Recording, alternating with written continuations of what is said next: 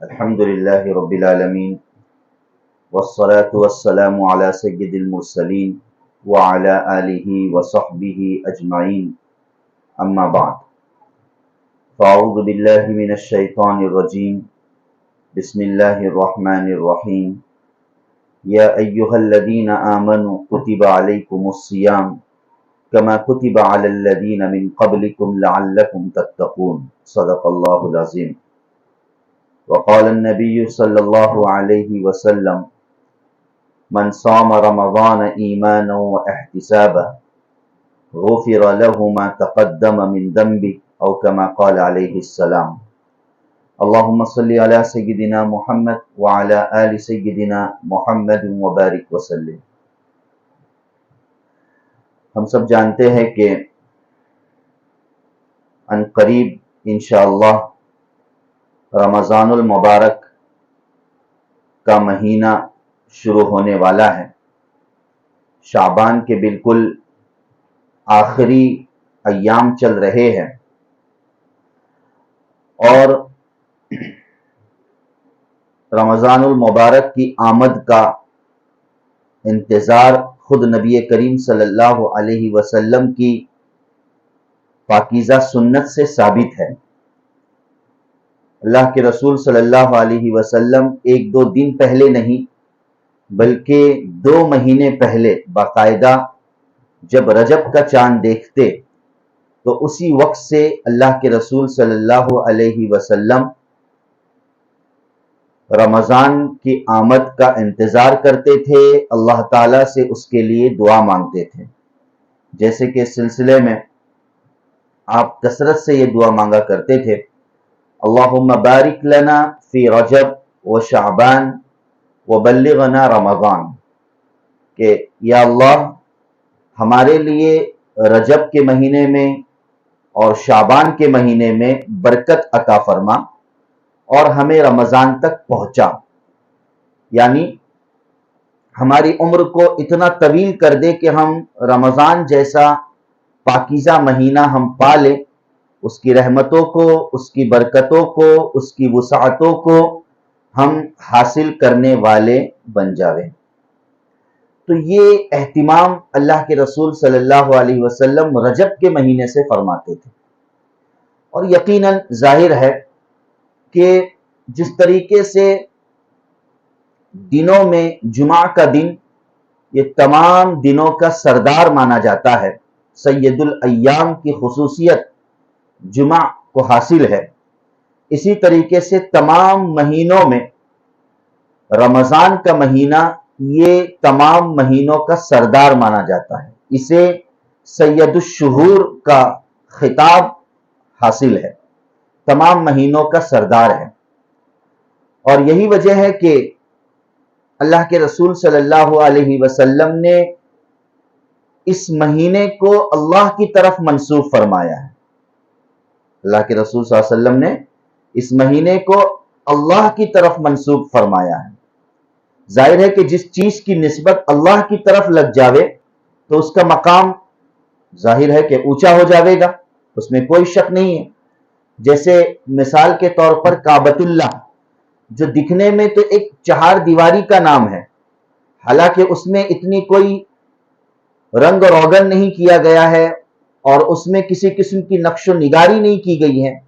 دنیا کی بہت ساری عمارتیں ہوتی ہے جس میں نقش و نگاری ہوتی ہے اور نہ جانے کیا کچھ اس کے اندر کیا جاتا ہے، مگر کعبۃ اللہ ایک سادی دیوار ہے، مگر اس کے باوجود وہ گھر اللہ کی طرف منسوب کیا گیا ہے، اسے بیت اللہ کہا جاتا ہے، اللہ کا گھر کہا جاتا ہے۔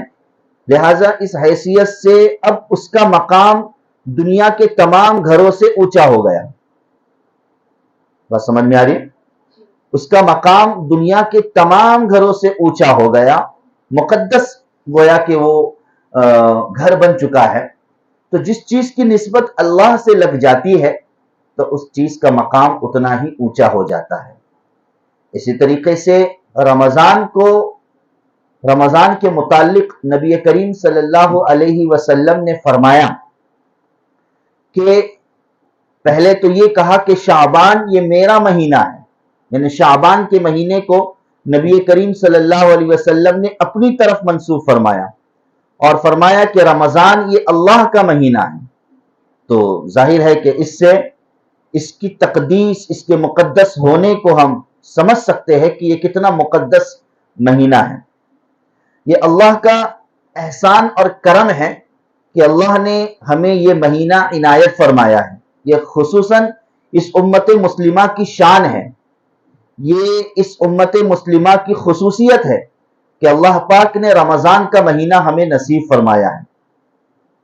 اگرچہ رمضان میں جو روزے ہوتے ہیں وہ روزے گزشتہ امتوں میں بھی اللہ تعالیٰ نے لازم اور فرض کیے تھے، جیسے اللہ تعالیٰ نے قرآن کریم میں ذکر فرمایا ہے، یا ایھا الذین آمنوا کتب علیکم الصیام کما کتب علی الذین من قبلکم لعلکم تتقون، کہ اے ایمان والو تم پر روزے فرض کیے گئے ہیں جیسے کہ پچھلے لوگوں پر روزے فرض کیے گئے تھے۔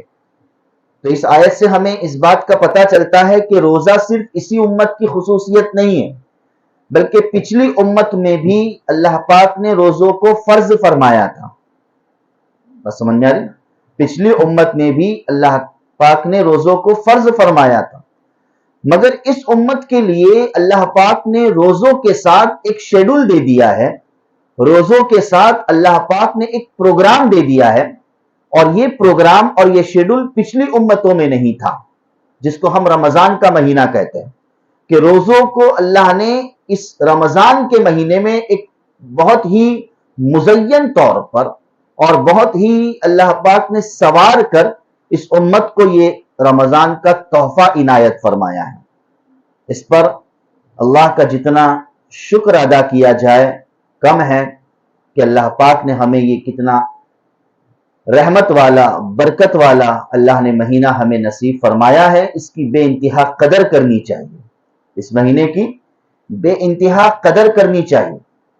اسی لیے روایتوں میں مستقل رمضان سے متعلق کئی روایات اور کئی احادیث ہے، جس میں نبی کریم صلی اللہ علیہ وسلم نے رمضان کی اہمیت کو بتلایا ہے کہ جب یہ مہینہ شروع ہو جاتا ہے تو جنت کے دروازے کھول دیے جاتے ہیں، جب یہ مہینہ شروع ہو جاتا ہے تو جہنم کے دروازے بند کر دیے جاتے ہیں، جب یہ مہینہ شروع ہو جاتا ہے تو شیاطین کو، سرکش شیاطین کو قید کر لیا جاتا ہے، مقید کر لیا جاتا ہے۔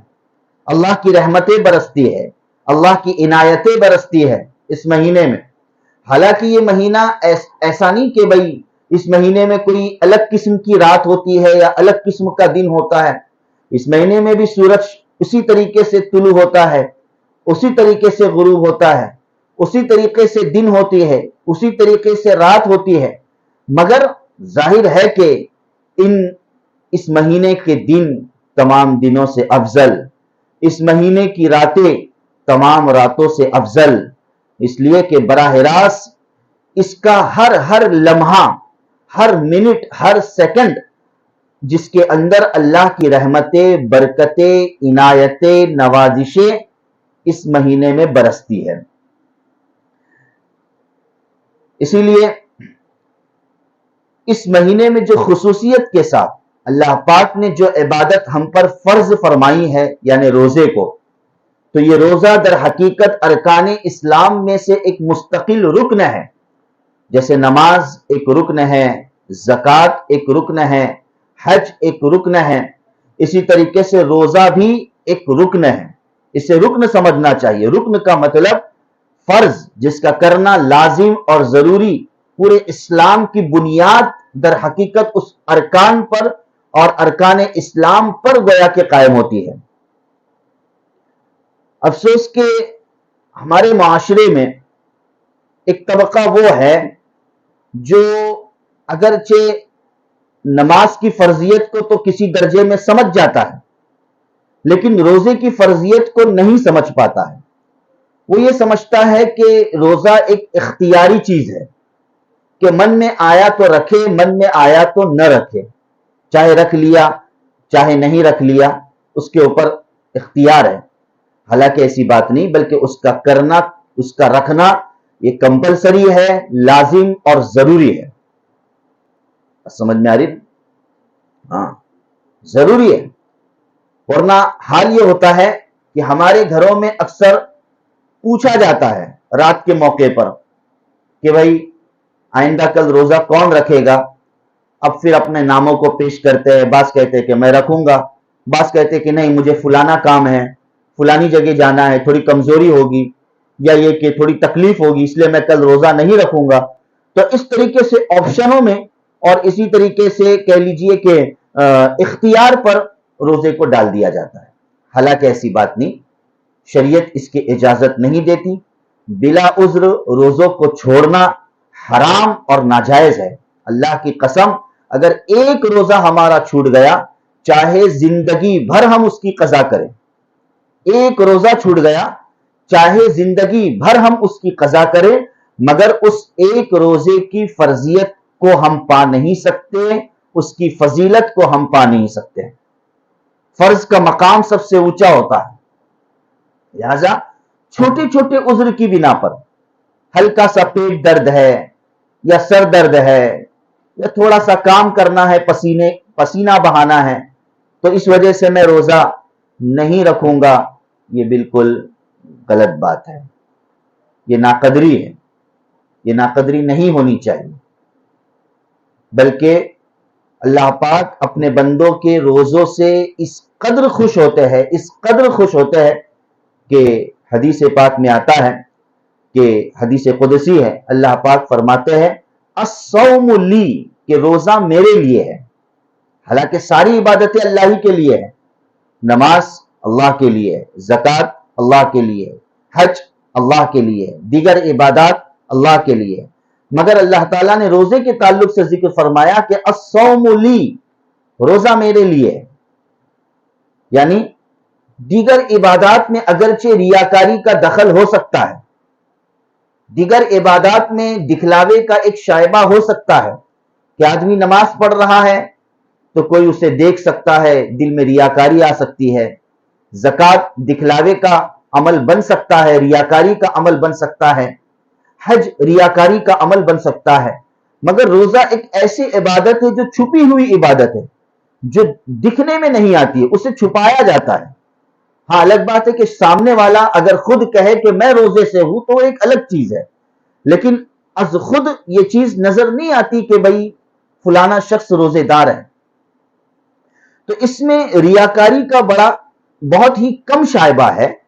اس وجہ سے اللہ پاک نے کہا کہ الصوم لی، روزہ یہ میرے لیے ہے، اور جب اتنا بڑا عمل ہے تو اللہ تعالیٰ نے اس عمل کے اجر کے متعلق ذکر فرمایا کہ وَأَنَا أُجْزَى بِهِ یا وَأَنَا أَجْزِي بِهِ، کہ روزے کا بدلہ میں خود دوں گا۔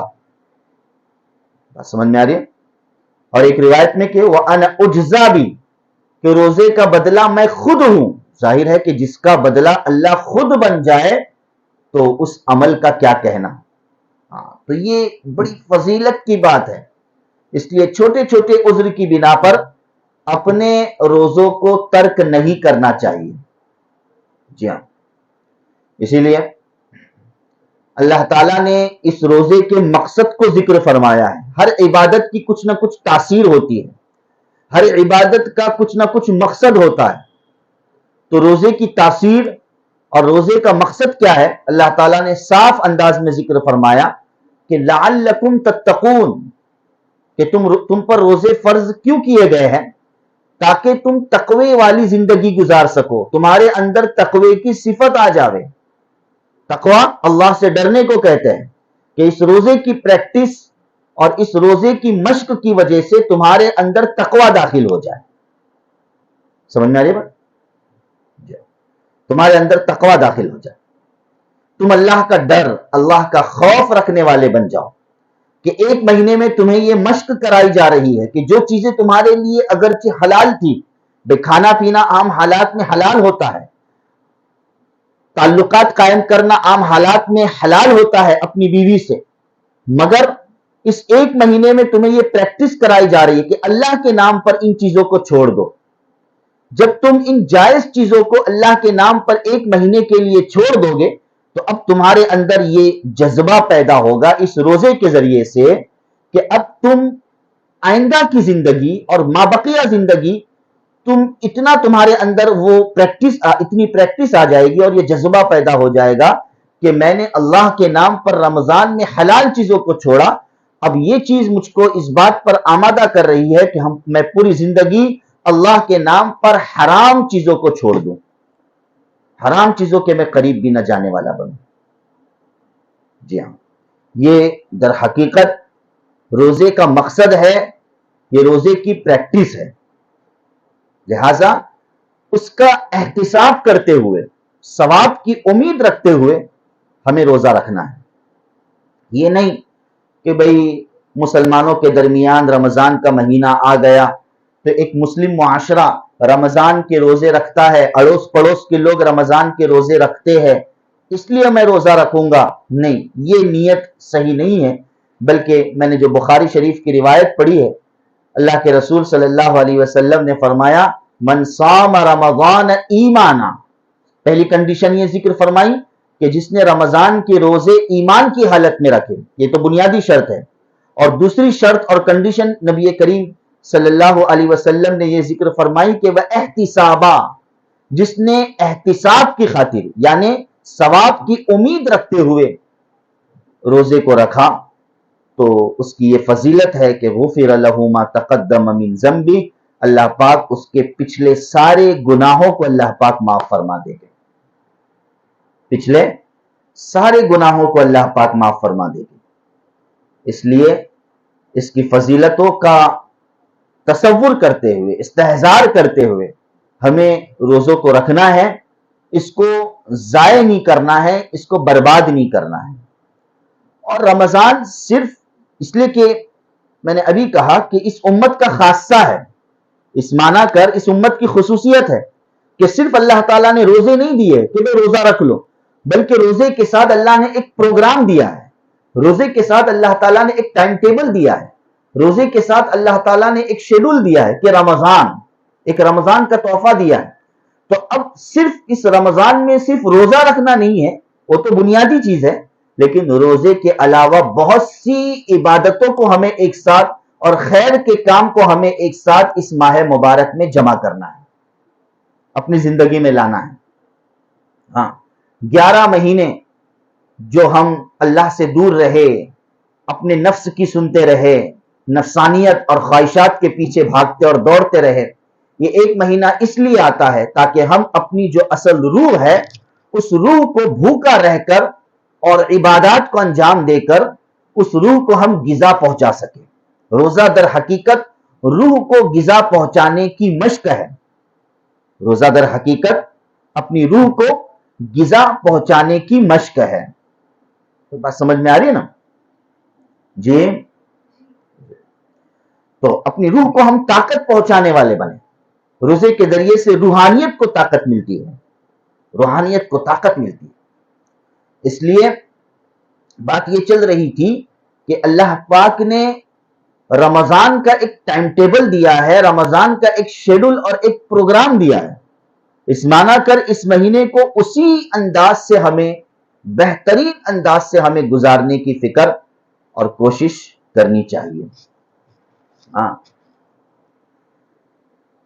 کہ اس ماہ مبارک میں ہم بھلائی کے کام کریں، خیر کے کام کریں۔ ویسے تو اللہ کے رسول صلی اللہ علیہ وسلم نے، جیسے کہ حضرت سلمان فارسی رضی اللہ تعالیٰ عنہ کی روایت ہے کہ ایک موقع پر بالکل شعبان کی آخری تاریخ کو اللہ کے رسول صلی اللہ علیہ وسلم نے خطبہ دیا اور رمضان کی اہمیت کو اس حدیث میں نبی کریم صلی اللہ علیہ وسلم نے بتلایا ہے کہ تم پر ایک ماہ مبارک یعنی رمضان کا مہینہ تم پر سایہ فگن ہو چکا ہے، یعنی تم پر گویا کہ آ چکا ہے، اور اس کی ایک رات 1000 راتوں سے بہتر اور افضل ہے، یعنی شب قدر کی طرف اشارہ فرمایا، اور پھر مزید بہت ساری خیر کو ذکر فرمایا کہ یہ ہمدردی کا مہینہ ہے، یہ صبر کا مہینہ ہے نا، اور یہ کہ اس مہینے میں بہت سی نیکیوں کو جمع کیا جا سکتا ہے۔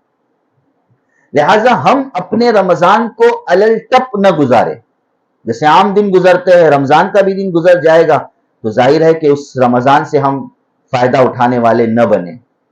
اس لیے اپنے ایک پورے پروگرام کو بنانا ہے، اپنے پورے ایک شیڈول کو ہمیں طے کرنا ہے۔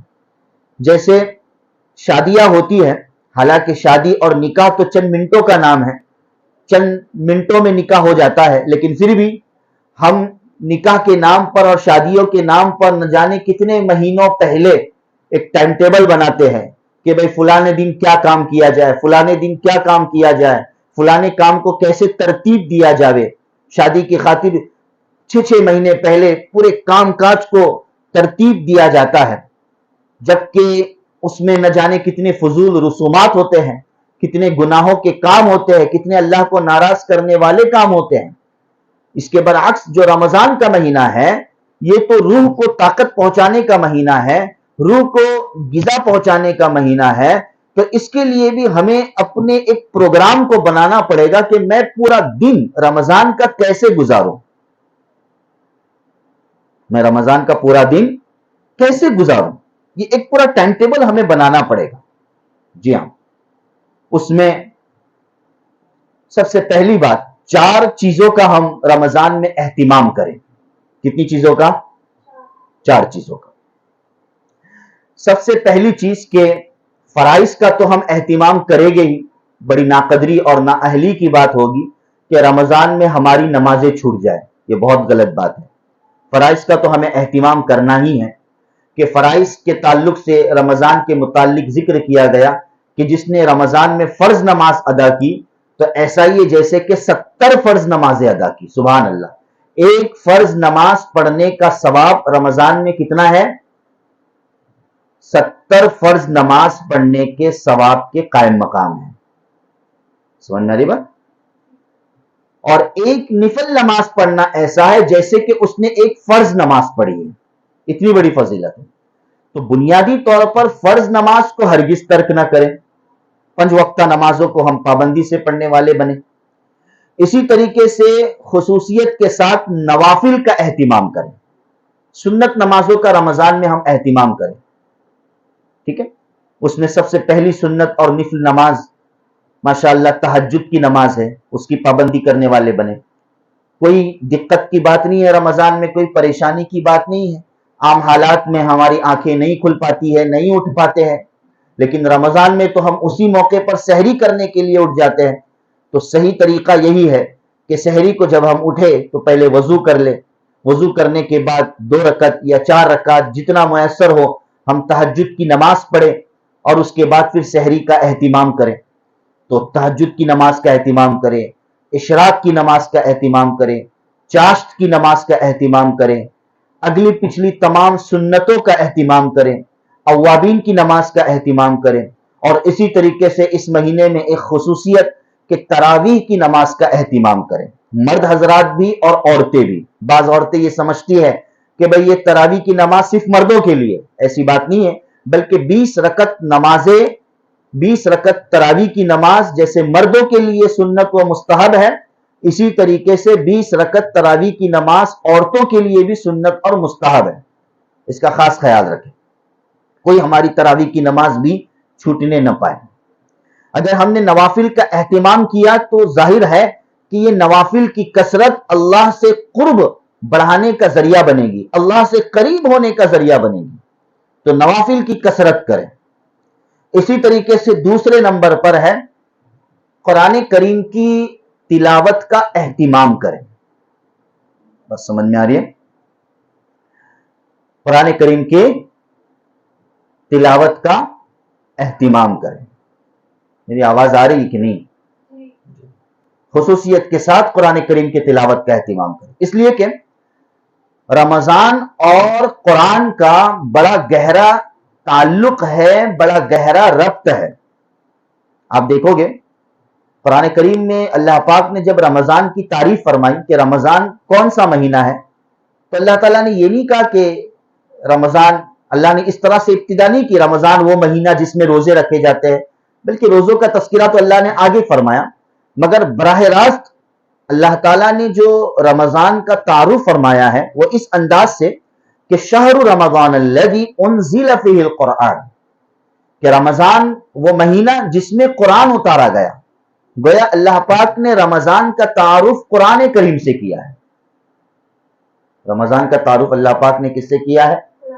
قرآن کریم سے کیا ہے۔ تو اس کا بڑا گہرا تعلق ہے رمضان اور قرآن کا، اس لیے خصوصیت کے ساتھ قرآن کریم کے تلاوت کا اہتمام کریں.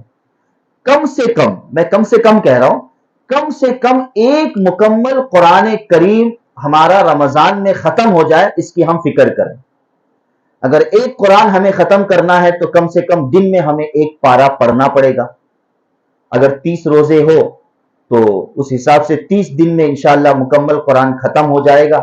اور اگر 29 کا معاملہ ہو تو آخری جو 29واں دن ہے تو بہتر ہے کہ اس دن 2 پارے پڑھ لے تاکہ 29ویں کو ہی ہمارا مکمل قرآن کریم ختم ہو جائے.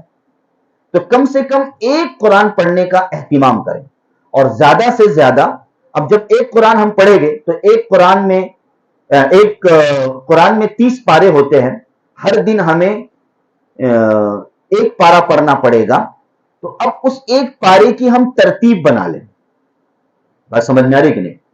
اس ایک پارہ پڑھنے کی ہم ترتیب بنا لیں. اس طور پر کیا ہی بہتر ہے کہ جو 5 وقت کی نمازیں ہیں، فجر، ظہر، عصر، مغرب، عشاء، تو ہر نماز کے بعد ہم قرآن کریم کے یا تو صفحات کو یا قرآن کریم کے رکوع کو، اس پاروں کے صفحات کو، پیجز کو یا رکوع کو 5 وقتوں پر ڈیوائیڈ کر لیں. میں بہت آسان طریقہ بتلا رہا ہوں. 5 وقتوں میں کیا کر لیں؟ ڈیوائیڈ کر لیں کہ بھائی ایک نماز کے لیے اتنے صفحے پڑھنے پڑے گے یا اتنے رکوع پڑھنے پڑے گے. تو بآسانی ہر نماز کے ساتھ جہاں ہم مصلی پر بیٹھے ہیں یا نماز پڑھ رہے ہیں تو ایسی صورت میں نماز پڑھنے کے بعد قرآن کریم کھولے اور اتنے صفحات یا اتنے رکوع پڑھ لے جس کو ہم نے ڈیوائیڈ کیا ہے. تو بآسانی 5 وقت کی نماز میں ایک پارہ بہت ہی آسانی سے ختم ہو جائے گا. یہ تو کم درجے کی بات ہے. وگرنہ زیادہ سے زیادہ قرآن کریم ختم کرنے کی کوشش کریں. خاص تلاوت کلام پاک کا ہم اہتمام کریں اور خصوصیت کے ساتھ باادب وضو کے ساتھ قرآن کریم کی ہم تلاوت کریں. اس کے انوارات، اس کے برکات کو ہم حاصل کرنے والے بنیں. عام دنوں میں قرآن کریم کے ایک ایک حرف پر 10 نیکیاں ملتی ہے، جیسے کہ حدیث سے ثابت ہے. اللہ کے رسول صلی اللہ علیہ وسلم نے بتلایا ہے الف لام میم، یہ پورا ایک حرف نہیں ہے بلکہ الف ایک حرف ہے، حدیث میں آتا ہے. لام ایک حرف ہے، میم ایک حرف ہے. الف پر 10 نیکی، لام پر 10 نیکی اور میم پر 10 نیکی. تو اس حساب سے ایک الف لام میم ایک ورڈ پڑھنے پر کتنی نیکیاں مل گئی؟ 30 نیکیاں مل گئی. یہ تو عام دنوں کی بات ہے. لیکن اسی الف لام میم کو مثال کے طور پر رمضان میں پڑھ رہے ہیں تو اب اس نیکیوں میں اور مزید کیا ہو جائے گا؟ اضافہ ہو جائے گا. بھائی ہوگا کہ نہیں ہوگا؟ ہاں. تو اس کا خاص اہتمام کرے. قرآن کریم کے تلاوت کا خصوصیت کے ساتھ اہتمام کریں. کریں گے انشاءاللہ. تیسری چیز کہ کثرت سے رمضان المبارک کے مہینے میں ہم اللہ کا ذکر کریں. کثرت سے اللہ کا کیا کریں؟ ذکر کریں. تسبیحات کا اہتمام کریں کہ بھئی کام کر رہے ہیں، ضروری نہیں کہ ذکر کرنے کے لیے مسجد میں ہی جانا ضروری ہے یا ذکر کرنے کے لیے عورتوں کے لیے مصلی پر جانا اور بیٹھنا ضروری ہے. نہیں، آپ اپنا کام کرتے رہیے اور کام کرتے کرتے اللہ اللہ کہتے رہیے. سبحان اللہ الحمدللہ الحمدللہ اللہ اکبر سبحان ربی العظیم وبحمدی سبحان ربی الاعلی وبحمدی سبحان اللہ بحمدہ سبحان اللہ العظیم. جو بھی جیسا بھی ہم کو ذکر آتا ہے، درود شریف ہے، اس کا خصوصیت کے ساتھ اہتمام کریں. انشاءاللہ اس پورے مہینے میں چونکہ ذکر کی ایک بڑی نورانیت ہوتی ہے تو کثرت سے ذکر کرنے کی وجہ سے انشاءاللہ اس پورے مہینے میں ایک عجیب کشش ہم اپنے وجود میں اور اپنے اندر انشاءاللہ ذکر کی وجہ سے محسوس کریں گے. سمجھ میں آ رہی ہے؟ یہ ذکر کرنا شیطان کی کمر کو توڑ دیتا ہے.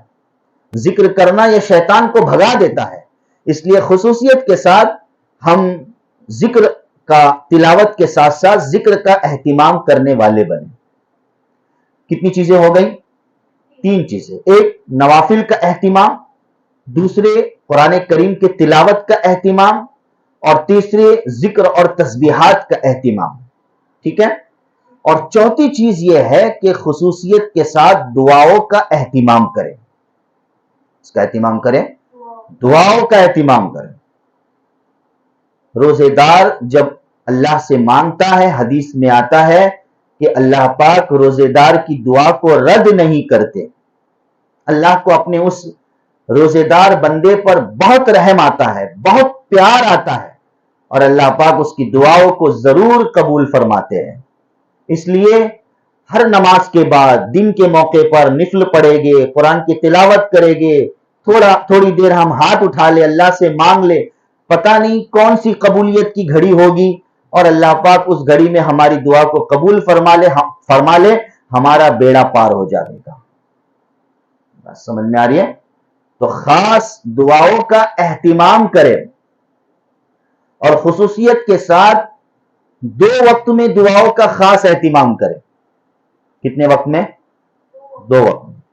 ایک وقت سحری کا، اکثر لوگ سحری میں دعائیں نہیں کرتے ہیں چونکہ وقت بھی بڑا کم ہوتا ہے اور بہت تاخیر سے لوگ اٹھتے ہیں، تو نماز کہاں سے پڑھے گے، بس خالی فریش ہو جاتے اور فوراً سحری کر لیتے ہیں.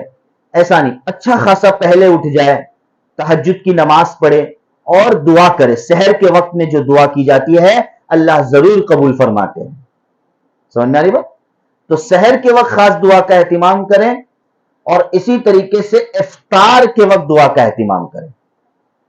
افطار کے وقت،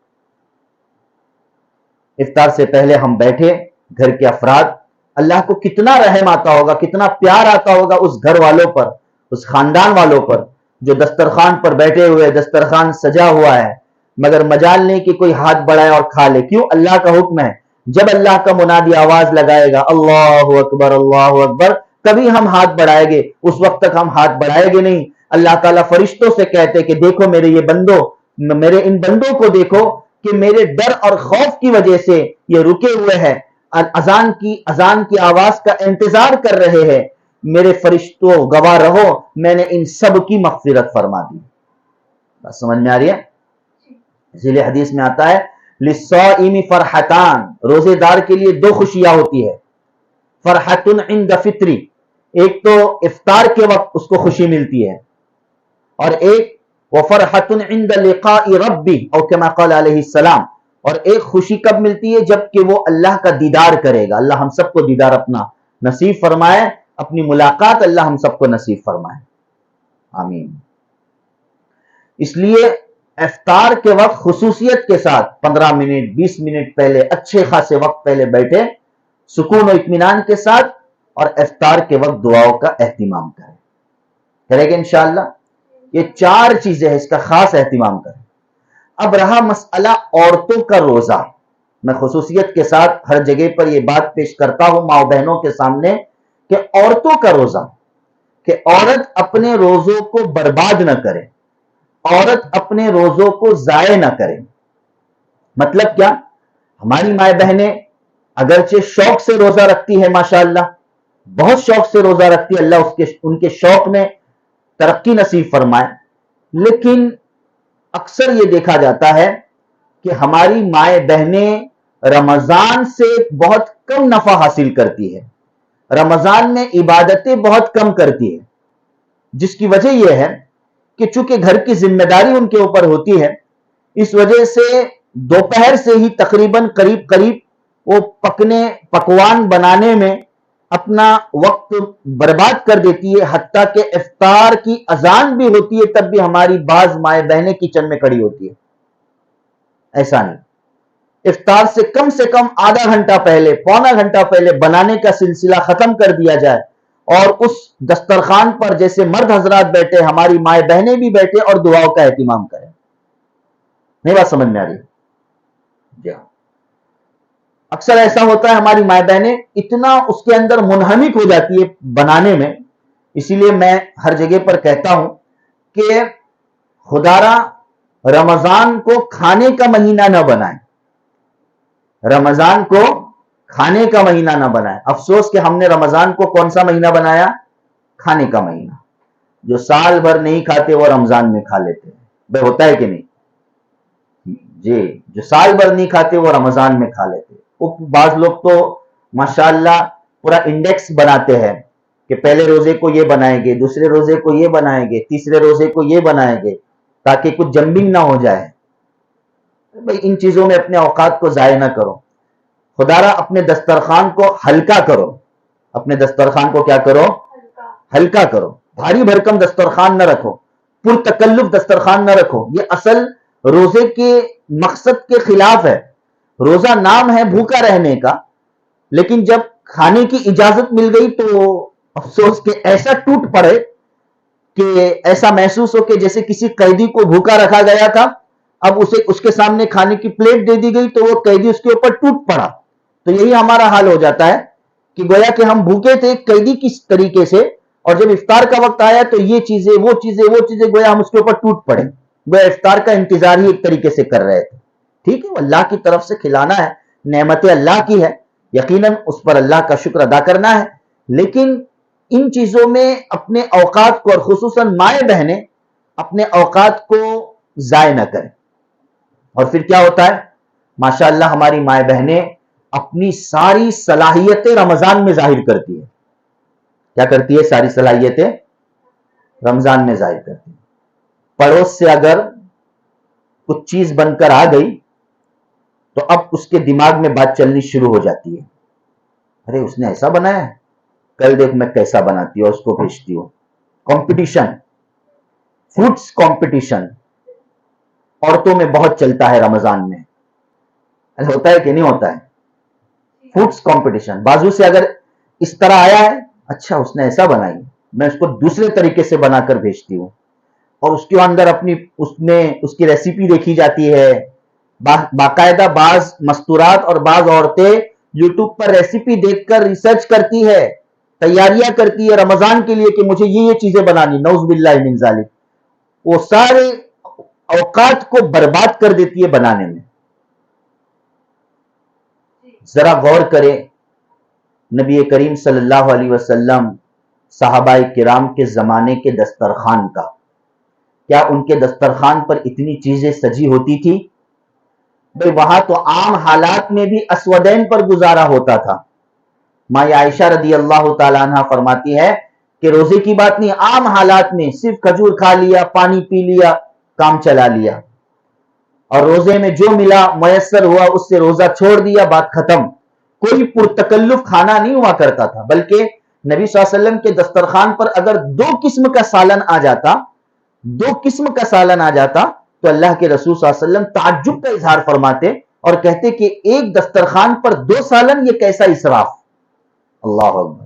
اور آج ہمارے دسترخوانوں پر شاید کہ کوئی ذائقہ باقی رہتا ہو، تیکھا، میٹھا، کھٹا، پھیکا، شوگر فری بھی، پھیکا، ٹھنڈا، گرم، کوئی کسر باقی نہیں رہتی ہے۔ ہماری نظریں ڈھونڈتی رہتی ہے، ارے ہاں آج شاید ہم نے کلنگن نہیں کاٹے، آج کلنگن رہ گیا نہیں، کتنا نقصان ہوا ہمارا، ہوتا ہے کہ نہیں؟ تو خدا را رمضان کو کھانے کا مہینہ نہ بنائے، افطار کرے محدود چیزوں پر۔ میں یہ نہیں کہہ رہا ہوں کہ کوئی چیزیں نہ بنائیں، اللہ کی طرف سے نعمت ہے، لیکن ان چیزوں کے بنانے میں ہماری مائیں بہنیں اپنے اوقات کو برباد اور ضائع نہ کریں۔ اس طرح چیزوں کے بنانے میں کوئی کمپٹیشن کا جذبہ نہ رکھے، کوئی کمپٹیشن کا جذبہ ہرگز نہ رکھے۔ اور ہوتا کیا ہے، اتنی تھک جاتی ہے بیچاری ہماری مائیں بہنیں، دوپہر سے جو لگ جاتی ہے کچن میں، اتنی تھک جاتی ہے جس کی وجہ سے مغرب جیسی تیسی پڑھ لیتی ہے، ورنہ اکثر عورتوں کی عشاء کی نماز اور تراویح کی نماز چھوٹ جاتی ہے، کیونکہ تھک جاتی ہے تو وہ عشاء بھی چھوڑ دیتی ہے اور تراویح بھی چھوڑ دیتی ہے، محروم ہو جاتی ہے اس سے۔ بس سمجھ میں آ رہی کہ اس لیے عورتیں اپنے رمضان کو ضائع نہ کریں، بلکہ وہ بھی رمضان کی فضیلتوں کو اور خصوصیات کو حاصل کرنے والی بنے۔ تو بہرحال یہ ایک مختصر سا خاکہ رمضان المبارک کا، ایک مختصر سا پروگرام رمضان المبارک کا آپ کے سامنے پیش کیا گیا۔ گزارش ہے کہ ایک صحیح طریقے سے، صحیح نہج پر ہم اپنے رمضان کے مہینے کو گزاریں۔ اللہ سے دل میں اللہ سے دعا کرے کہ اللہ ہمارا رمضان ایک برکت والا رمضان بن جاوے، اور اس کی برکتیں، اس کی رحمتیں ہمیں حاصل ہو جائے۔ پتہ نہیں آئندہ سال کسے رمضان نصیب ہوتا بھی ہے یا نہیں ہوتا ہے۔ گزشتہ سال جو ہمارے ساتھ میں تھے، آج وہ ہمارے ساتھ میں نہیں ہے، آئندہ رمضان میں پتہ نہیں کون ہمارے ساتھ ہوگا یا نہیں، یا ہم ہوگے یا نہیں، کچھ کہا نہیں جا سکتا۔ ہر ایک یہ تصور کرے کہ ہو سکتا ہے یہ رمضان میری زندگی کا آخری رمضان ہو، اس لیے یہ رمضان میری ہدایت کا، میری نجات کا اور میری ترقی اور میری کامیابی کا ذریعہ بن جاوے۔ اس کے لیے ہم صحیح نہج پر اور صحیح طریقے سے رمضان المبارک کو گزارنے والے بنے۔ اللہ پاک ہمارے لیے یہ معاملہ بہت ہی سہل اور آسان فرمائے، آمین یا رب العالمین۔